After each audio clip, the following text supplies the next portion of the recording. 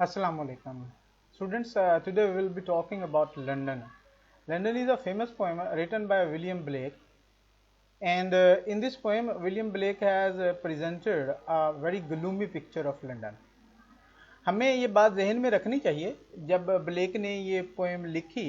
England उससे पहले ही दुनिया की सबसे बड़ी अंपायर बनने के रास्ते पर गामजन हो चुका था और English people were giving their civilization as one of the greatest civilization in the history of the world. हम इस पोएम पे मजीद कमेंट्री करने से पहले जो है वो इस पोएम को देखते हैं कि इस पोएम में है क्या। ये एमए इंग्लिश पार्ट 2 के सिलेबस में बहुत सारी यूनिवर्सिटीज़ में पढ़ाई जाती है, तो स्टूडेंट्स को इस पोएम को प्रिपेयर करना पड़ता है। But this poem has historical importance as it shows us what one of the greatest center of civilization looked like when that civilization was at its peak। ये चीज़ जो है वो बहुत ज़्यादा इम्पोर्टेंट है और इसको जो है वो जहन में रखना चाहिए। एक और बात स्टूडेंट्स, ब्लेक ने इस पोएम में जो ग्रॉस मटेरियलिज्म है, इंडस्ट्रियलाइजेशन है, या जो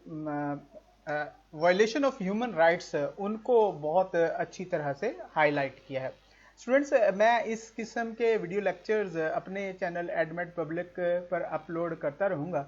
अगर आपको लगता है कि ये वीडियो लेक्चर्स आपके लिए किसी तरह से भी मुफीद हो सकते हैं तो आप मेरे चैनल एडमेट पब्लिक को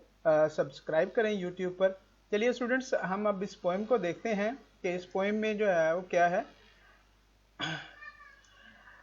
जी।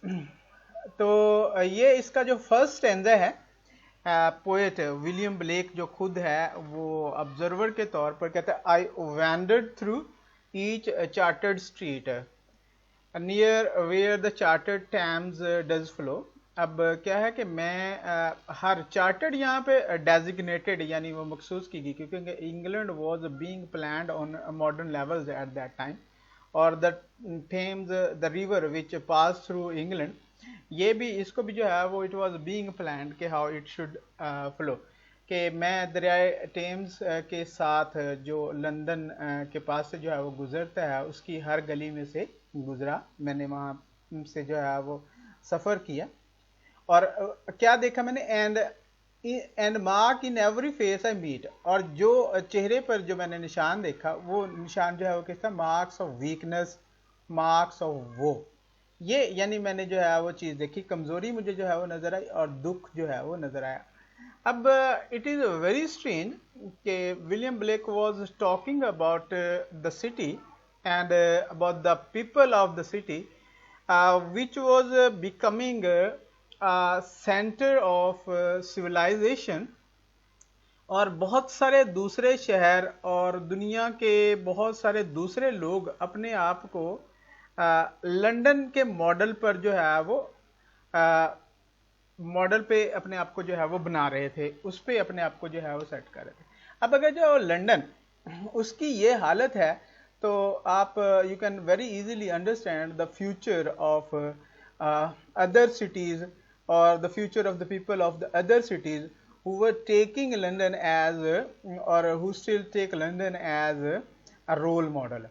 तो इस फर्स्ट स्टैंजा में आपको जो है वो जो इम्पोर्टेंट चीज़ जो है वो नज़र आएगी वो ये कि the poet is not satisfied with the life which was being lived by the people living in London, and the people who were living in London at that time were far from happy, they were not healthy and they were sad। तो ये sadness what was its reason, शायद poet जो है वो आने वाले stanzas में उसको जो है वो कुछ एक्सप्लेन करेगा, लेकिन हम एक चीज़ को जो है वो समझ सकते हैं कि रोमांटिक्स जो है वो मटेरियलिज्म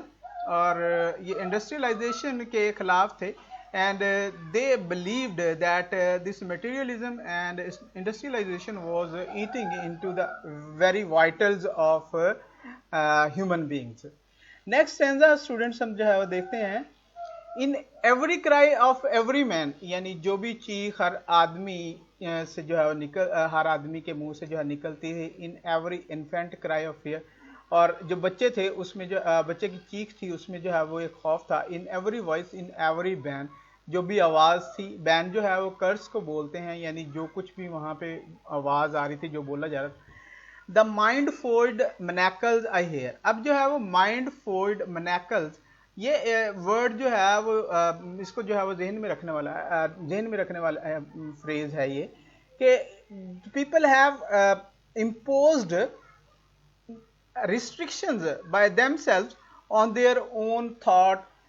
कि वो they were thinking only in one way and that one way was the materialism, यानी इंसान ने ये अपने आप पे जो है वो लिमिटेशन जो है वो फिक्स कर ली थी, और इसकी वजह से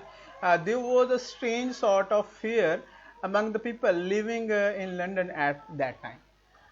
नेक्स्ट स्टैंजा अगर आप स्टूडेंट्स जो है वो देखते हैं, यहाँ पे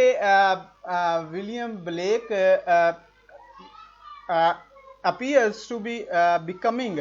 the voice of the unprivileged section of the society, and how the chimney sweepers cry. ये chimney sweepers एक वक्त उसका फैक्ट था, चिल्ड्रन जो है वो they were employed to wipe the chimneys, to clean the chimneys, and some of them died because of suffocation, and the people who were assigned this kind of duties, they were never considered a human being, and they were not given equal rights with the privileged classes of the society. How the chimney sweepers cry, every blackening church appals, यानी church यहाँ मजहब की corruption जो है उसकी भी जो है उसने बात की। अपाल्स जो है to produce feeling of strong hatred, and hapless soldiers sigh, and hapless यहाँ पे जो है वो क्या है कि who do not have any choice, soldiers sigh, सिपाहियों की जो है वो आहें थी, run in blood down palace walls, यानी the soldiers who were involved in different conflicts in order to make the palace of their king or queen strong, they were dying uselessly, and they उनकी जो आहें थी, उनकी जो सिसकियां थी, वो जो है वो इस बात को जाहिर कर रही थी कि उनके खून की वजह से ये सारे के सारे महल जो है ये सारी civilization, it was being built upon them without being them without giving them any sort of credit. तो लास्ट stanza इस पोएम का, but most through midnight street I hear how the youthful harlot curse, और सबसे important चीज जो है वो सबसे बड़ी इल जो पोइट वहां पे जो है वो देखता है वो क्या है कि हालत जो है वो प्रोस्टिट्यूट्स को जो है वो बोलते हैं कि prostitutes when they were without their business they were cursing the people of the city, blast the new born infant tear, यानी वो जो उसमें उनकी जो कर्ज थी उससे जो नए नए बच्चे हैं जो नए अभी जो है वो पैदा हुए हैं उनमें से उनकी आंखों में से भी जो है वो आंसू जो है बहते थे। And blight with plague the marriage hearse, और उनका जो रिलेशन था इलिसिट रिलेशन और उनका love making without marriage, it was at the same time